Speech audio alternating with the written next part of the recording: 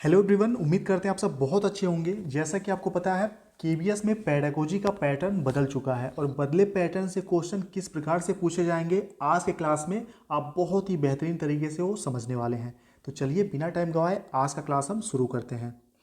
जैसा कि आपको पता है केवीएस पीआरटी के लिए शाम 7 बजे से राहुल एकेडमी पे यहीं आपको क्लास मिल रहे हैं टॉपिक वाइज। और हमने 60 क्वेश्चन का जो पेडागोजी वाला पोर्शन है इसमें पहला टॉपिक कंप्लीट कर लिया है, यानी कि 15 अंकों के क्वेश्चन जहां से पूछे जाएंगे वे टॉपिक हमने कंप्लीट कर लिए हैं। और उन्हीं टॉपिक से आज के क्लास में आपको एमसीक्यू देखने को मिलेंगे। और आपने अगर वो क्लास देखे हैं तो आपके लिए प्रैक्टिस हो जाएगा। आपने क्लास नहीं देखे तो आप नए पैटर्न के क्वेश्चन, बहुत ही सिलेक्टेड क्वेश्चन देख सकते हैं।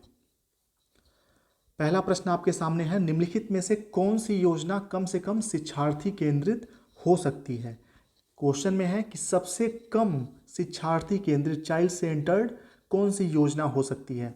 तो जो इकाई योजना होता है यानी कि यूनिट प्लान, लेसन प्लान आप जानते होंगे, कोई पाठ पढ़ाने से पहले उस पाठ को कैसे पढ़ाना है, कौन से शिक्षण विधियों का यूज़ करना है, वो सब हम बनाते हैं, उसको पाठ योजना कहते हैं। और गतिविधि योजना यानी कि कोई भी गतिविधि जब हम या कोई एक्टिविटी प्लान करते हैं, जैसे कि क्षेत्र भ्रमण पर ले जाना, चिड़ियाघर ले जाना या कोई दार्शनिक स्थल बच्चों को दिखाने ले जाना, तो उससे रिलेटेड जो हम प्लानिंग करते हैं उसको एक्टिविटी प्लान कहते हैं। ठीक है, यहाँ जो तीनों प्लान है, इकाई योजना, पाठ योजना और गतिविधि योजना, ये क्या है, शिक्षार्थी केंद्रित है। यहाँ पर शिक्षार्थियों का बहुत विशेष रूप से ध्यान रखा जाता है। ठीक है, उनके रुचियों की, उनके क्षमताओं की और भी बहुत सारी चीज़ों की। लेकिन जो निर्देशात्मक योजना है यह शिक्षक केंद्रित योजना है, यहाँ बच्चों को सिर्फ निर्देश दिया जाता है। ठीक है, तो यहाँ बाल केंद्रित या छात्र केंद्रित का बहुत ज़्यादा ध्यान नहीं रखा जाता। तो यही पूछा है सबसे कम चाइल्ड सेंटर्ड कौन सा हो सकता है, तो पहला। नेक्स्ट क्वेश्चन आपके सामने है, क्रियाशील अधिगम के उदाहरणों की पहचान करिए। क्रियाशील अधिगम के उदाहरण की पहचान, आपने अगर 7 बजे वाला क्लास पर डे देखा है तो आपके लिए प्रैक्टिस है। क्वेश्चन पढ़िए और आप देखिए कि आपकी तैयारी कितनी बेहतरीन हुई है। ठीक है, 4-5 टॉपिक के क्वेश्चन इसी एक वीडियो में मिल जाएंगे आपको। दूसरा प्रश्न है, केवीएस के नए पैटर्न पे इसी टाइप के कुछ क्वेश्चन पूछे जाएंगे आपसे। ठीक है, क्रियाशील अधिगम के उदाहरणों की पहचान कीजिए। क्रियाशील अधिगम यानी कि बच्चा, क्रियाशील अधिगम क्या हो गया, जहां बच्चा स्वयं एक्टिव होकर चीज़ों को सीखता हो। ठीक है, यानी कि क्रियाशील होकर। तो उसके एग्जाम्पल का आपको पता लगाना है। 5 ऑप्शन है, 4 ऑप्शन है। कक्षा के दौरान विद्यार्थी चर्चा, विमर्श अथवा विचारावेश करते हैं। तो जब क्लास के दौरान किसी भी टॉपिक पे विद्यार्थी चर्चा करेंगे तो जाहिर सी बात है वो क्रियाशील होंगे। तो पहला हो गया।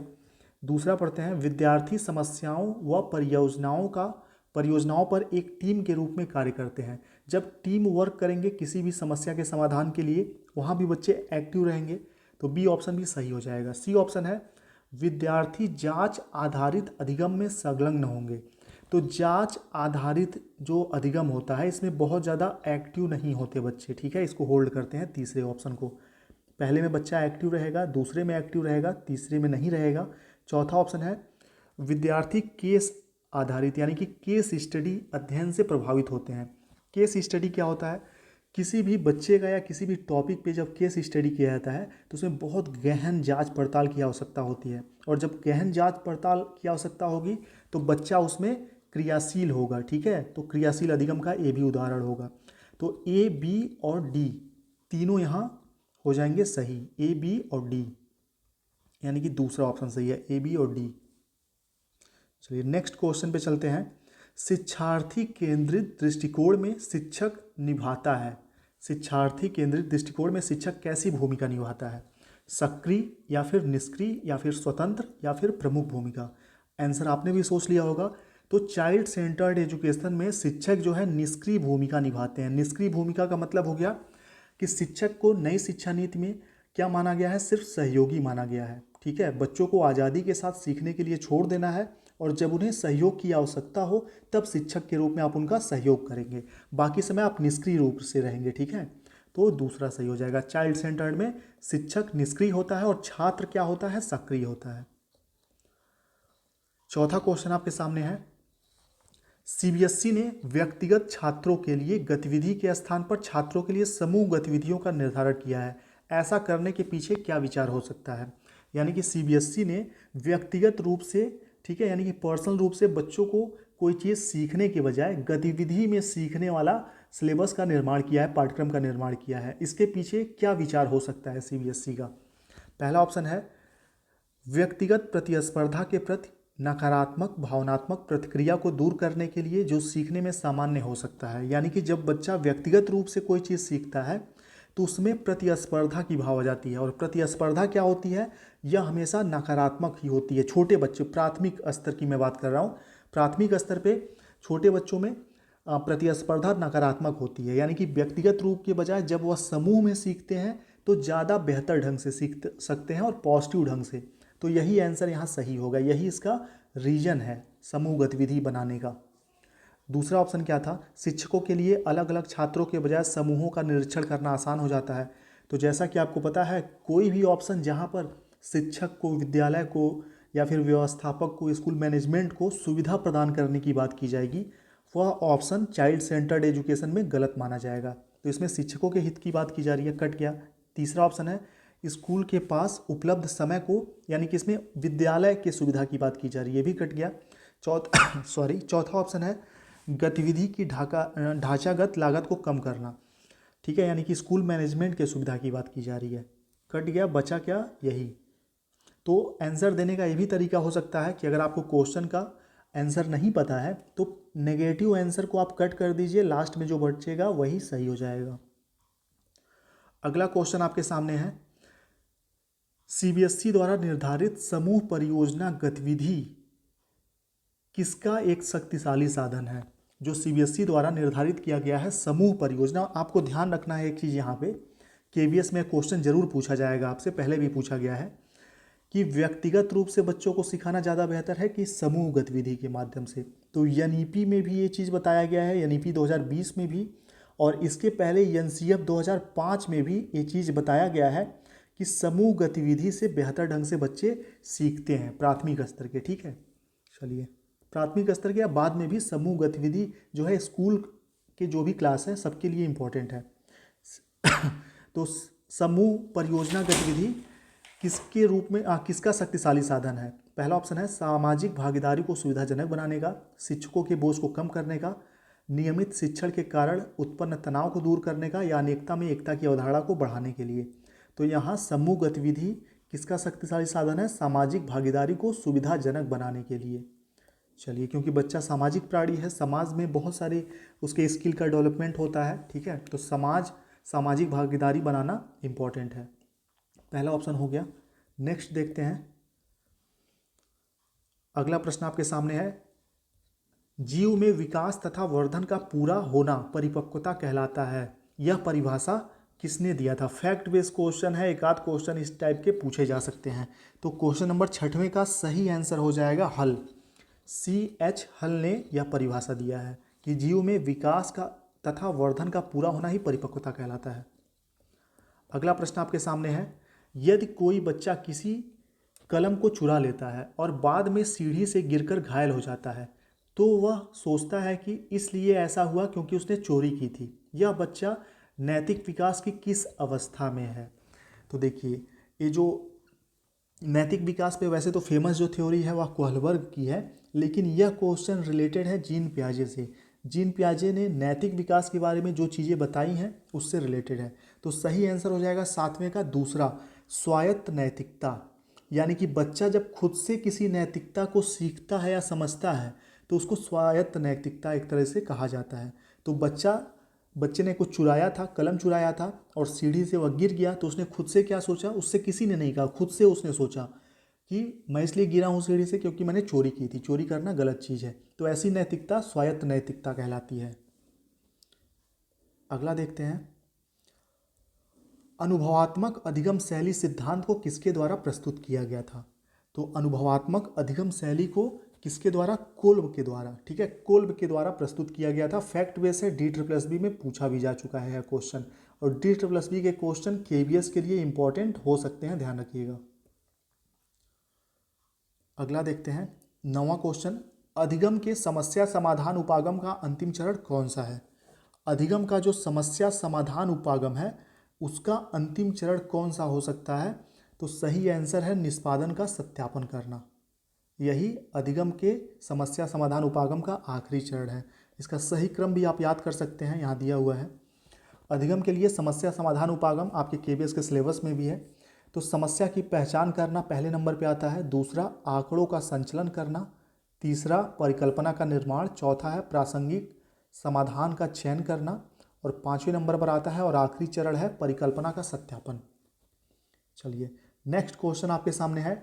नीचे दो कथन दिए गए हैं, दोनों कथनों को आपको पढ़ना है और सही आंसर बताना है। पहला स्टेटमेंट है, शिक्षक को यह सुनिश्चित करना चाहिए कि अधिगम रटंत प्रणाली से दूर हटे। तो यह बिल्कुल सही स्टेटमेंट है पहला। दूसरा स्टेटमेंट है, शिक्षक को ज्ञान को स्कूल के बाहर के जीवन के साथ संबंधित करना चाहिए। तो यह कथन भी बिल्कुल सही है, यानी कि कथन एक और कथन दो दोनों क्या हैं, सत्य हैं। पहला सही हो जाएगा। इसका आंसर आप लोग भी देते रहिए, ठीक है। सही आंसर जो है इसका 10वें का पहला सही हो जाएगा। अगला देखते हैं। यही सब क्वेश्चन आपसे घुमा फिरा के पूछा जाएगा केवीएस पेडागोजी के 60 अंकों में। 60 अंकों की तैयारी कर रहे हैं हम, ठीक है, शाम को 7 बजे से पर डे। शिक्षा में आईसीटी के उपयोग का क्या उद्देश्य है? आईसीटी क्या होता है? सबसे पहले कमेंट बॉक्स में आप लोग बताइए कि आईसीटी क्या है। जब 7 बजे से क्लास हमने किया था तो बताया था मैंने फुल फॉर्म, इसका फुल फॉर्म आपसे पूछा जा सकता है। तो शिक्षा में आईसीटी का उपयोग का क्या उद्देश्य है? तो इसका सही आंसर हो जाएगा अधिगम परिणामों का अनुकूलन करना, ठीक है। यानी कि बच्चों को जो भी चीज़ सिखाया जाता है उसके बेहतरीन परिणाम मिले, इसीलिए आईसीटी का उपयोग किया जाता है। आईसीटी के एग्जाम्पल हैं जो हम टेलीविज़न का यूज़ करते हैं, ठीक है, रेडियो का, या फिर प्रोजेक्टर का यूज़ करते हैं, और भी बहुत सारी सूचना और प्रौद्योगिकी का यूज़ करते हैं विद्यालय में, उसी को आईसीटी कहा जाता है। और इसका उद्देश्य क्या होता है? बच्चों को बेहतर ढंग से सिखाना। आईसीटी का क्या उद्देश्य है? आईसीटी का क्या उद्देश्य है? स्मार्ट स्कूलों की स्थापना, शिक्षकों की क्षमता को बढ़ाना। बिल्कुल दोनों सही आंसर है इसका। आईसीटी का उद्देश्य है स्मार्ट स्कूल का स्थापना और शिक्षकों की क्षमता बढ़ाना, क्योंकि जब कोई भी टॉपिक स्कूल में पढ़ाया जाता है और उसके साथ टेलीविज़न पे या प्रोजेक्टर पे उस चीज़ से रिलेटेड वीडियो भी दिखाया जाता है, तो इससे क्या होता है, शिक्षकों की क्षमता बढ़ जाती है कोई चीज़ समझाने से रिलेटेड, ठीक है। चलिए अगला क्वेश्चन देखते हैं।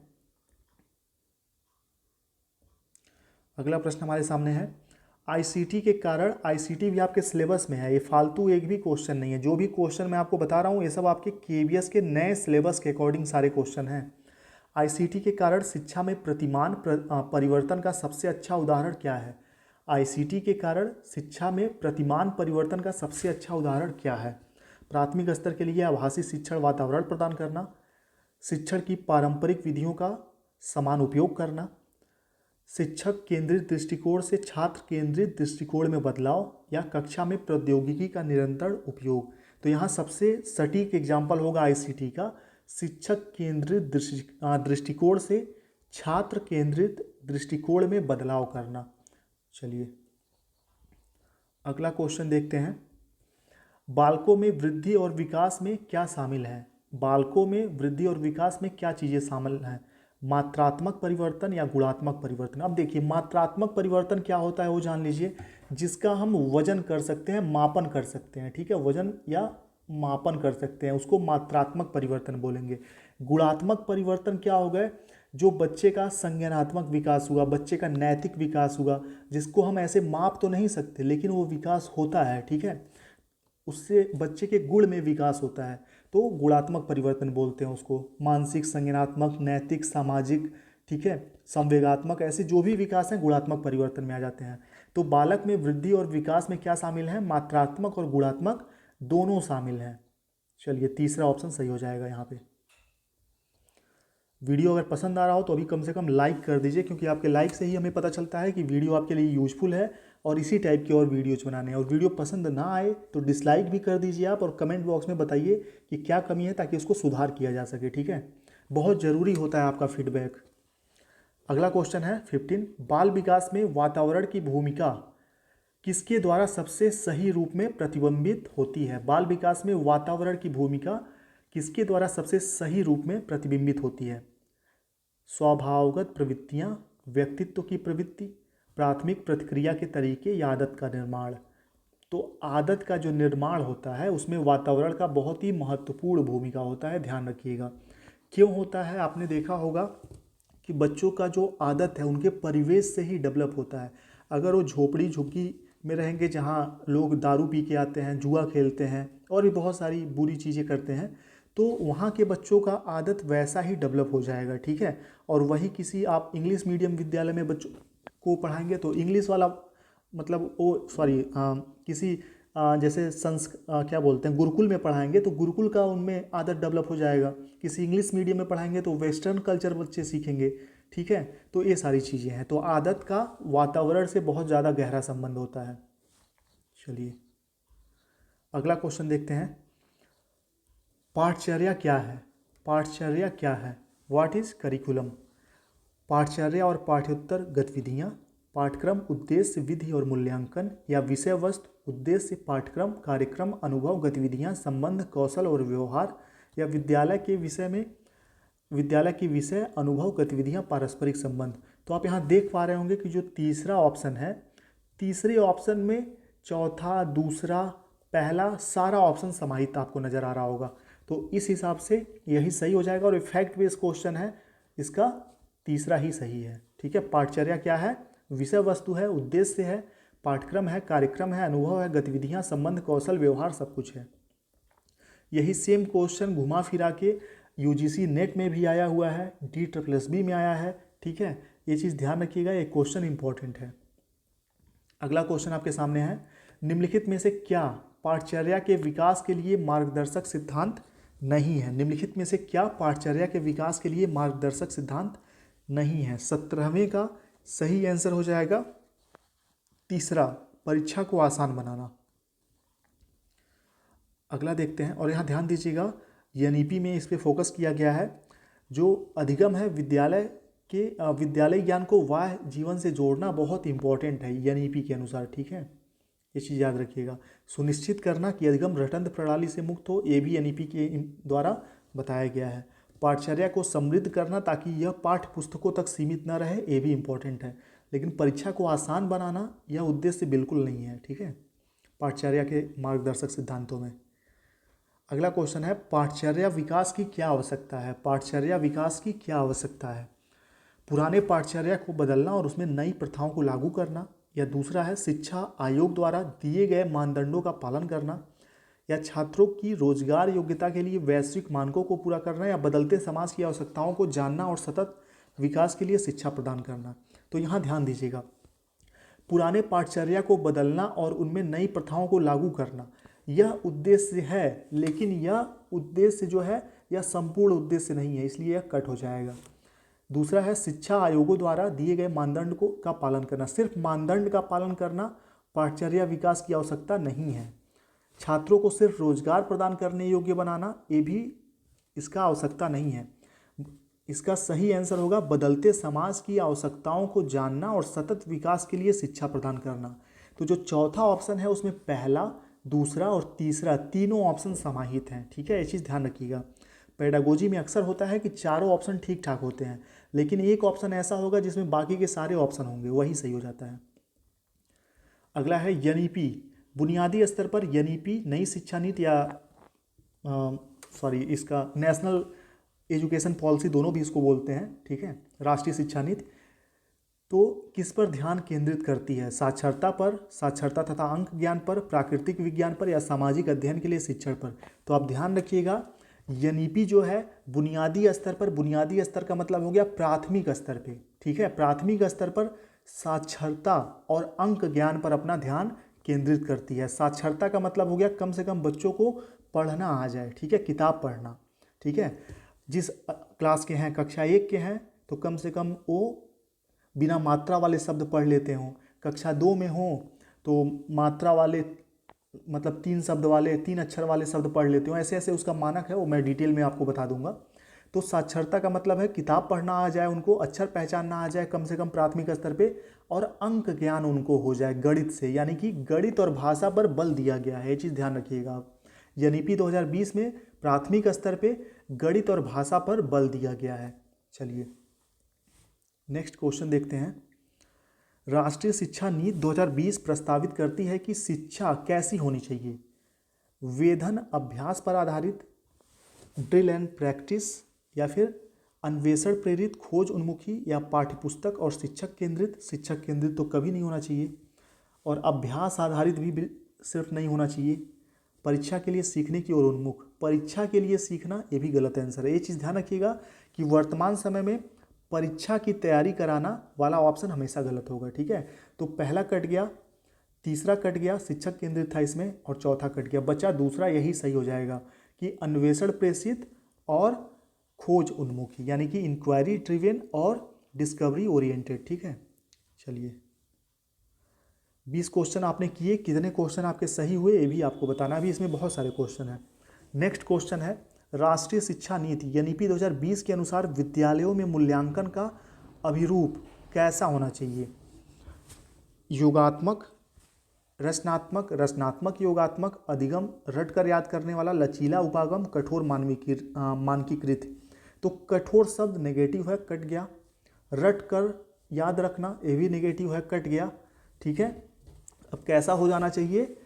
योगात्मक से रचनात्मक हो जाना चाहिए। योगात्मक का अर्थ होता है जो हम 100 में कितना नंबर बच्चा पाया, तो 80 नंबर, ठीक है, सॉरी 80 नंबर पाया है 100 में, ये क्या हो गया? योगात्मक हो गया, ठीक है। और रचनात्मक क्या होगा? रचनात्मक होगा कि उसका सर्वांगीण विकास चेक करना, कि बच्चा जो चीज़ पढ़ रहा है उसको सीख रहा है कि नहीं, सीख रहा है तो उसको अपने जीवन में, वास्तविक जीवन में अप्लाई कर पाएगा कि नहीं, ये सारी चीज़ें देखना रचनात्मक आकलन कहलाता है, ठीक है। तो योगात्मक से रचनात्मक हो जाना चाहिए, यही सही होगा पहला। अगला है राष्ट्रीय शिक्षा नीति 2020 बहुभाषिता। राष्ट्रीय शिक्षा नीति 2020 के अनुसार बहुभाषिता क्या है? रुकावट है, गलत, रुकावट बिल्कुल नहीं है। पूंजी है, ये ठीक हो सकता है, इसको होल्ड करते हैं। तीसरा है शिक्षण अधिगम प्रक्रिया को एक अनावश्यक जटिलता के रूप में देखती है। बहुभाषिता अनावश्यक जटिलता नहीं है, तीसरा भी कट गया। चौथा है समावेशी शिक्षा में अवरोध के रूप में देखती है, तो यह अवरोध भी नहीं है बहुभाषिकता। राष्ट्रीय शिक्षा नीति एनईपी 2020 के अनुसार जो बहुभाषिकता है, ठीक है, वह क्या है? पूंजी के समान है, यानी कि पूंजी के समान, यानी कि बच्चे उससे बहुभाषिकता से बहुत सारी चीज़ें सीख सकते हैं, अलग अलग कल्चर के बारे में, अलग अलग संस्कृतियों के बारे में, तो दूसरा सही हो जाएगा। अगला देखते हैं, भारत सरकार की राष्ट्रीय प्रारंभिक बचपन की देखभाल और शिक्षा ECCE का फुल फॉर्म भी पूछा जाता है, तो आप यहाँ देख लीजिए, प्रारंभिक बचपन की देखभाल और शिक्षा, यही इसका फुल फॉर्म है, ठीक है। National early childhood care and education, इसका फुल फॉर्म याद रखिएगा, एग्जाम में आता है। तो ECCE जो है उसकी नीति का उद्देश्य इष्टतम विकास को बढ़ावा देना है और किस वर्ष से किस वर्ष की उम्र के बच्चों की अधिगम क्षमता की उपलब्धि को प्राप्त कराना है, तो कम से कम 6 वर्ष, ठीक है, इसका सही आंसर हो जाएगा। 23वें का तीसरा सही हो जाएगा, 6 वर्ष। अगला है, ये सब आपके KVS के सिलेबस के हैं, KVS TST PST PRT जो भी है, सब में पेडागोजी में ये सारी चीज़ें आएंगी। शिक्षण अधिगम प्रक्रिया में योग्यता आधारित दृष्टिकोण की उपयोगिता निम्न में से कौन सी है? शिक्षण आधारित प्रक्रिया में योग्यता आधारित दृष्टिकोण की उपयोगिता निम्न में से कौन सी है? तो यह शिक्षार्थी को रटने के संस्मरण से दूर रखती है, पहला ऑप्शन। दूसरा है आज जो छात्र सीखते हैं उसे कल भुलाया नहीं जा सकता। तीसरा है दक्षताओं का आकलन सीधे सीखने के अनुभव के उद्देश्यों से जुड़ा है। तो शिक्षण अधिगम प्रक्रिया में योग्यता आधारित दृष्टिकोण की उपयोगिता निम्न में से कौन सी है? तो 24वें का सही हो जाएगा पहला, दूसरा और तीसरा, तीनों है, ठीक है। चलिए अगला क्वेश्चन है 25वां, छात्रों में शिक्षण योग्यता सुधारने के लिए अनुभवजन्य शिक्षण महत्वपूर्ण है। इनमें से कौन सी उपलब्धि अनुभवजन्य शिक्षण से प्राप्त की जा सकती है? इन चारों ऑप्शन में से कौन सी उपलब्धि अनुभव से सीखी जा सकती है? ज्ञानेंद्रिय अनुभव, ठोस अनुभव, ज्ञान वृद्धि व ग्रेड अंकों में वृद्धि, कौशल प्रक्रिया में सुधार। तो 25वें का सही आंसर हो जाएगा पहला, A, B और D, C बस नहीं होगा।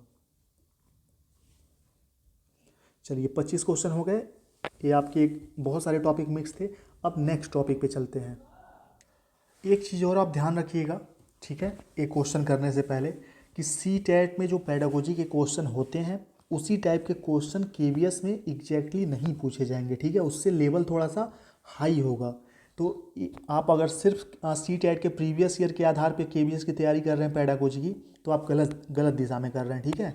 थोड़ा सा उसका लेवल आप बढ़ाइए, और लेवल बढ़ाने के लिए बस आपको करना क्या है, एनईपी को बहुत अच्छे से पढ़ लेना है, एनईपी 2020 को, एनसीएफ को पढ़ लेना है, ठीक है। उसके बाद जीन पियाजे, कोहलबर्ग, वाइगोत्स्की, ये जो मनोवैज्ञानिक हैं, इनकी थ्योरी बहुत अच्छे से पढ़ लीजिए, क्योंकि केवीएस में ये जान लीजिए कि इन मनोवैज्ञानिकों के थ्योरी से और एनईपी 2020 से बहुत सारे क्वेश्चन आएंगे।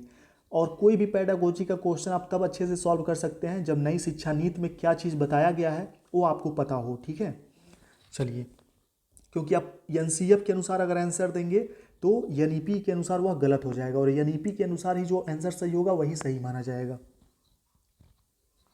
पहला क्वेश्चन है, बालक का विकास किन क्षेत्रों में बटा है। ये जो पहला टॉपिक है उससे क्वेश्चन है, पेडागोजी का पहला टॉपिक, बालक का विकास किन क्षेत्रों में बटा है। सही आंसर हो जाएगा तीसरा, शारीरिक, संज्ञानात्मक, सामाजिक और संवेगात्मक। सही आंसर आप लोगों ने भी सोच लिया होगा।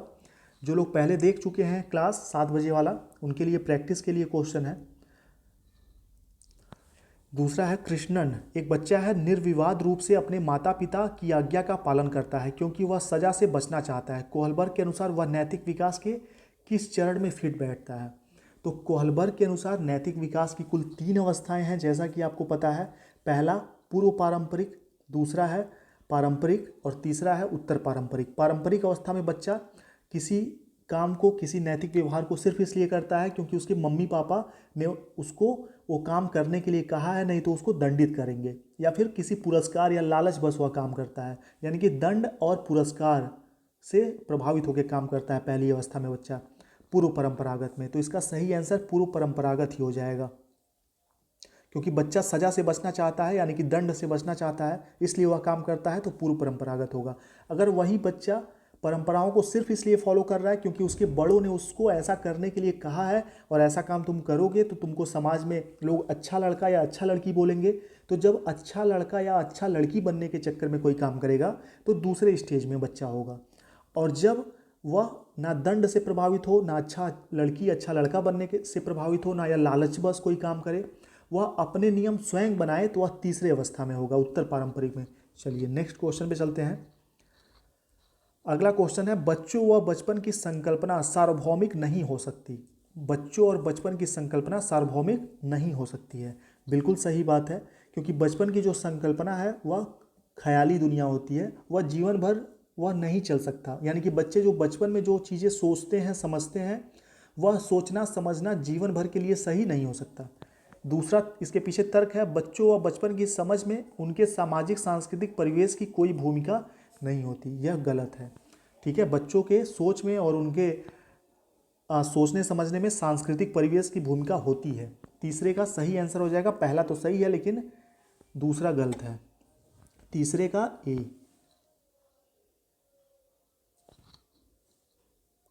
ठीक है, ये सही है लेकिन आर क्या है, गलत है। नेक्स्ट पे बढ़ते हैं। अगला क्वेश्चन है, गत्यात्मक यानी कि मोटर और संज्ञानात्मक कॉग्निटिव विकास डेवलपमेंट कैसे होता है। गत्यात्मक और संज्ञानात्मक विकास कैसे होता है। तो बाल्यावस्था तक, किशोरावस्था तक, वयस्कावस्था तक, संपूर्ण जीवन काल के दौरान। तो बिल्कुल संपूर्ण जीवन काल के दौरान तक होता रहता है। मोटर स्किल क्या क्या होते हैं, ठीक है। गत्यात्मक कौशल जैसे कि फाइन मोटर स्किल होता है, फाइन मोटर स्किल में लिखना आ जाता है, पेंटिंग करना आ जाता है, तो ये सब क्या है, जीवन भर इसका विकास होता रहता है, ठीक है। और संज्ञानात्मक विकास भी जीवन भर होता रहता है, बच्चे का मानसिक विकास। चौथा सही हो जाएगा। अगला क्वेश्चन, दो स्टेटमेंट है, पढ़ के आंसर करना है। संज्ञानात्मक विकास मध्य बाल्यावस्था तक तेजी से विकसित होता है और फिर ठहर जाता है। बिल्कुल गलत। संज्ञानात्मक विकास सिर्फ बाल्यावस्था तक या शैशवावस्था तक या किशोरावस्था तक नहीं होता, वह जीवन पर्यंत चलता रहता है, इसलिए पहला स्टेटमेंट कट गया। दूसरा है, मानव मध्य बाल्यावस्था के बाद कई नई चीज़ें नहीं सीख सकता। बिल्कुल गलत, यानी कि पहला और दूसरा दोनों गलत है, ए और आर दोनों गलत, ठीक है। क्योंकि बालक जो है वह जीवन पर्यंत सीखता रहता है, उसके सीखने में किसी विशेष एज का योगदान बस होता है कि उस एज में वह क्या सीखेगा, लेकिन सिर्फ उसी एज में सीखेगा, यह गलत बात है। पाँचवें का चौथा सही हो जाएगा। अगला क्वेश्चन आपके सामने है, कॉग्निटिव डेवलपमेंट मीन्स, संज्ञानात्मक विकास क्या है या इससे क्या तात्पर्य है? तो ग्रहण की गई संवेदी सूचनाओं का रूपांतरण, ग्रहण की गई सूचनाओं का विस्तारण, सूचनाओं का संग्रहण एवं पुनः प्रस्तुतिकरण या उपयुक्त सभी। तो छठवें का सही हो जाएगा चौथा, कि ये सभी हैं। संज्ञानात्मक विकास का अर्थ ये सब कुछ है। अगला है, निम्न में से कौन सा सही नहीं है? निम्न में से कौन सा सही नहीं है? विकास एक जीवन भर चलने वाली प्रक्रिया है, बिल्कुल। यहाँ बताना है कौन सा नहीं है। विकास हमेशा समान रूप से होता है, बिल्कुल गलत। विकास हमेशा समान रूप से नहीं होता है, उतार चढ़ाव इसमें होते रहते हैं। विकास व्यक्तित्ववादी है, बिल्कुल। विकास परिपक्वता पर नहीं रुकता है, बिल्कुल। विकास परिपक्वता होने पर नहीं रुकता है, जीवन पर्यंत चलता रहता है, यानी कि सातवें का दूसरा सही हो जाएगा। ठीक है, दूसरे में क्या कहा है कि विकास समान रूप से होता है, यह क्या है? सही नहीं है। चलिए अगला है, लॉरेंस कोहलबर्ग के अनुसार एक शिक्षक बच्चों में नैतिक मूल्यों को किस प्रकार स्थापित कर सकता है? लॉरेंस कोहलबर्ग के अनुसार एक शिक्षक बच्चों में नैतिक विकास किस प्रकार से स्थापित कर सकता है? नैतिक मुद्दों की चर्चाओं में बच्चों को शामिल करके। अगला प्रश्न है, समीप दूराभिमुख सिद्धांत को निम्नलिखित में से किस उदाहरण के द्वारा दर्शाया गया है? मोस्ट इंपॉर्टेंट क्वेश्चन है, ठीक है, बहुत इंपॉर्टेंट क्वेश्चन है। समीप दूराभिमुख क्या होता है? यानी कि पहले केंद्र भाग से विकास केंद्र भाग से शुरू होकर छोर तक जाता है। यानी कि मान लीजिए बच्चे का, ये कोई बच्चा है, ठीक है, बच्चा है कोई, इसके हाथ का विकास पहले क्या होगा? पहले इसके उंगलियों का विकास हो जाएगा या संपूर्ण हाथ का विकास होगा? तो विकास केंद्र भाग से शुरू होकर तब छोर तक जाता है, इसी को कहा जाता है समीप दूराभिमुख। और मस्तोन्मुखी किसको कहते हैं? जब मस्तिष्क से, यानी कि ऊपर से नीचे की तरफ विकास आए, तो इसको मस्तोन्मुखी कहा जाता है। तो क्वेश्चन पूछ रहा है, समीप दूराभिमुख सिद्धांत को निम्नलिखित में से किस उदाहरण में दर्शाया गया है? शिशु अपनी बाहों के इस्तेमाल से पहले दृष्टि विकसित कर लेते हैं, शिशु संज्ञानात्मक क्षमता विकसित करते हैं और फिर भाषा सीखते हैं, शिशु पहले अपने धड़ और फिर अपने हाथ और पैर हिलाना शुरू करते हैं, शिशु बुदबुदाने से पहले किलकिलाना सीखते हैं। तो यहाँ सही तीसरा हो जाएगा, समीप दूराभिमुख जो होता है, ठीक है, यानी कि पहले धड़ और फिर अपने हाथ और पैर हिलाना शुरू करते हैं, केंद्र भाग से विकास शुरू होकर छोर तक जाता है। चलिए, समीप दूराभिमुख में। अगला क्वेश्चन है, परिपक्वता क्या है? तो परिपक्वता क्या है? अभ्यास और प्रयास, अलग अलग निहित लक्षणों का प्रकाशन करना, सीखने की क्षमता या जैविक और आनुवांशिक रूप। तो परिपक्वता क्या है? 10वें का सही आंसर हो जाएगा दूसरा, अलग अलग निहित लक्षणों को प्रकाशित करना। चलिए अगला देखते हैं, नैतिक विकास का सिद्धांत किसके द्वारा प्रतिपादित किया गया था? तो नैतिक विकास का नाम आएगा तो कोहलबर्ग सही आंसर हो जाएंगे। संज्ञानात्मक आएगा तो जीन पियाजे, और सामाजिक सांस्कृतिक आएगा तो वाइगोत्स्की, और भाषा विकास का बात आएगा तो चोम्स्की। ठीक है, विकास कभी न समाप्त होने वाली प्रक्रिया है, यह कथन विकास के किस सिद्धांत से संबंधित है? विकास कभी न समाप्त होने वाली प्रक्रिया है, यह विकास के किस सिद्धांत से संबंधित है? तो यह निरंतरता के सिद्धांत से संबंधित है।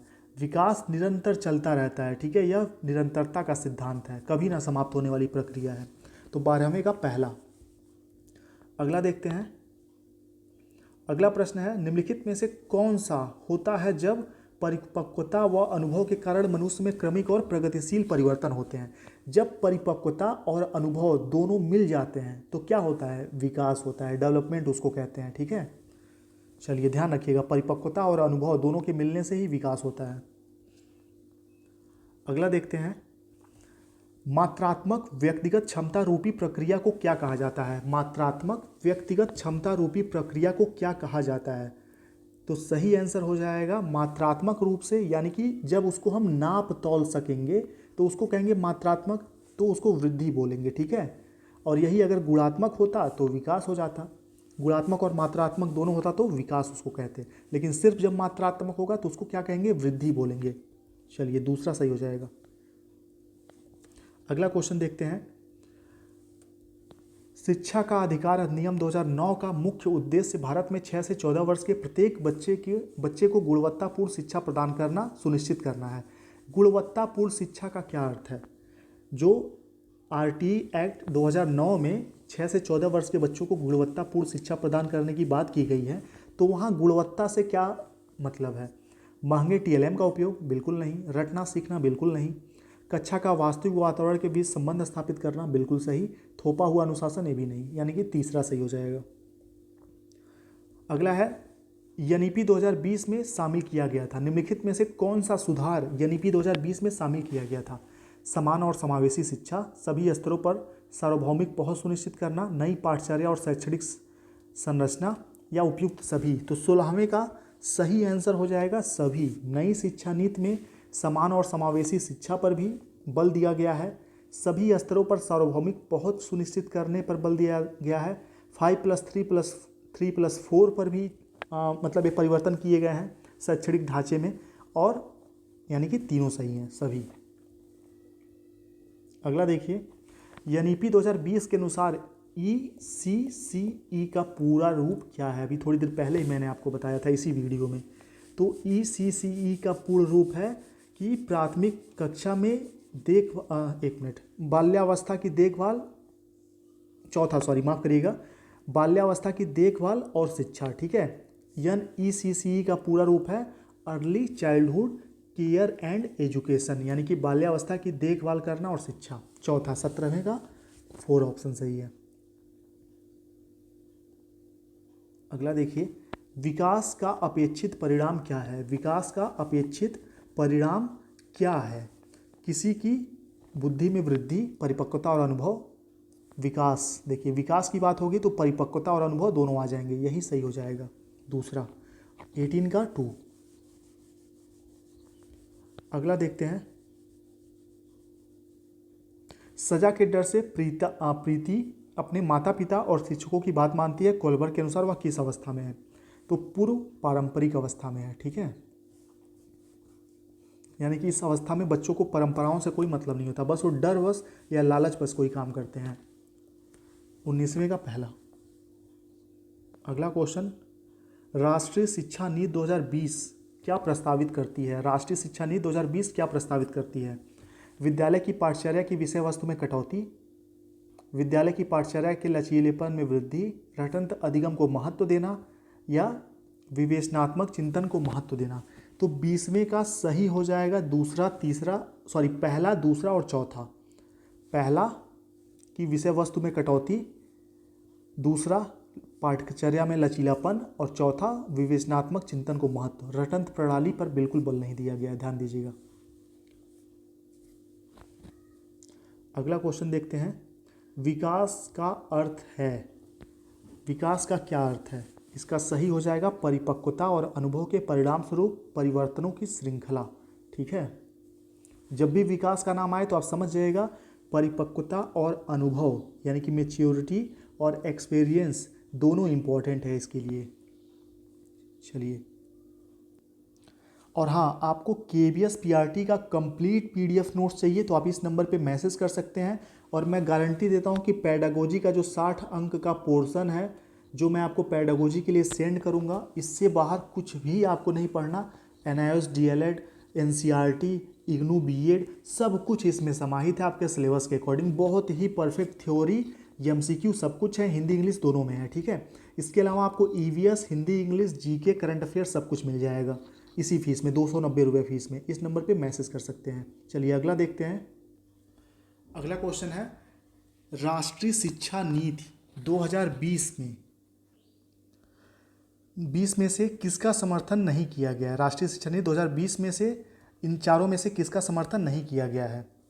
तो सही आंसर हो जाएगा पहले का आपका, दूसरा, तीसरा और चौथा, ठीक है। इनका समर्थन नहीं किया गया है, यानी कि योगात्मक आकलन का समर्थन नहीं किया गया है, पाठचर्या की विषय वस्तु को बढ़ाने का समर्थन नहीं किया गया बल्कि इसको घटाने का समर्थन किया गया है, प्रौद्योगिकी के उपयोग की कमी नहीं, इसको प्रौद्योगिकी का जो ICT का उपयोग है इसको बढ़ाने की बात की गई है। यानी कि पूछा है किसका समर्थन नहीं किया गया है, तो दूसरा, तीसरा और चौथे का, चौथा ऑप्शन सही हो जाएगा।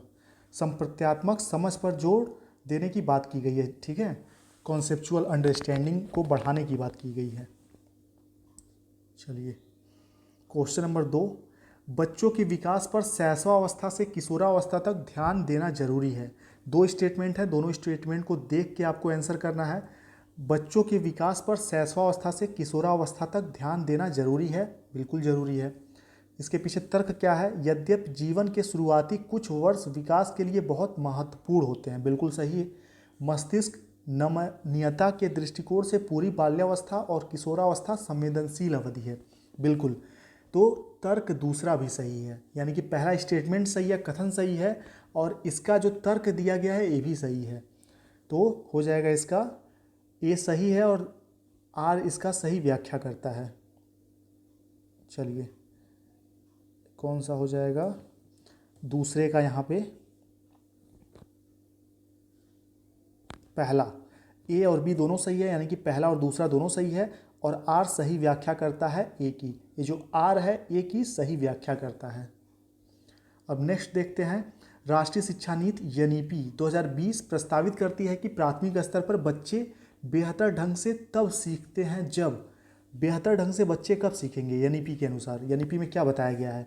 निर्देश उनकी मातृभाषा, घर की भाषा हो, या विषय वस्तु गैर संदर्भित हो, गैर संदर्भित नहीं होना चाहिए, रट कर याद करने वाला नहीं होना चाहिए, एक रूपी नहीं होना चाहिए। एक रूपी का मतलब एक रूपी होगा तो बच्चे क्या हो जाएंगे? बोर हो जाएंगे उस चीज़ से, तो एक रूपी नहीं होना चाहिए, यानी कि उनकी मातृभाषा घर की भाषा में होना चाहिए। पहला सही हो जाएगा। मातृभाषा पर एनईपी 2020 में बहुत ज़्यादा बल दिया गया है, ध्यान दीजिएगा। किशोरावस्था में शिक्षक शारीरिक वृद्धि और विकास के निर्माण की जिम्मेदारी कैसे ले सकते हैं? किशोरावस्था में शिक्षक शारीरिक वृद्धि और विकास के निर्माण की जिम्मेदारी कैसे ले सकते हैं? मानसिक और भावनात्मक परिवर्तनों के बारे में ज्ञान प्रदान करके, मस्तिष्क में भविष्य को ध्यान में रखते हुए गहन पेशेवर प्रशिक्षण प्रदान करके, या कक्षा में खेल और क्रीड़ा के बारे में जानकारी प्रदान करके, या शारीरिक गतिविधियों के लिए पर्याप्त अवसर प्रदान करके। तो किशोरावस्था में शिक्षक शारीरिक वृद्धि और विकास के निर्माण में कैसे जिम्मेदारी ले सकते हैं? शारीरिक गतिविधियों के लिए पर्याप्त अवसर उपलब्ध करा के। और अगर यहाँ पे होता भाषा वृद्धि, भाषा विकास कैसे कर सकते हैं, तो हो जाता भाषा के पर्याप्त अवसर उपलब्ध करा के। ठीक है, पर्याप्त अवसर उपलब्ध कराना बहुत ही ज़रूरी है। अगला क्वेश्चन है, किशोरों में संज्ञानात्मक विकास कैसे होता है? संज्ञानात्मक विकास मुख्य रूप से धारणा, तार्किक समस्या और तर्क संचालन के क्षेत्र में होता है। संज्ञानात्मक विकास पहले ही हो चुका होता है। विश्व के बारे में ज्ञान प्राप्त करने में संज्ञानात्मक विकास होता है, कोई संज्ञानात्मक विकास नहीं होता। तो किशोरों में संज्ञानात्मक विकास कैसे होता है? पहला ऑप्शन सही हो जाएगा। संज्ञानात्मक विकास मुख्य रूप से धारणा, तार्किक समस्या और तर्क संचालन के क्षेत्र में होता है। ठीक है, पांचवें का पहला। Question number 6,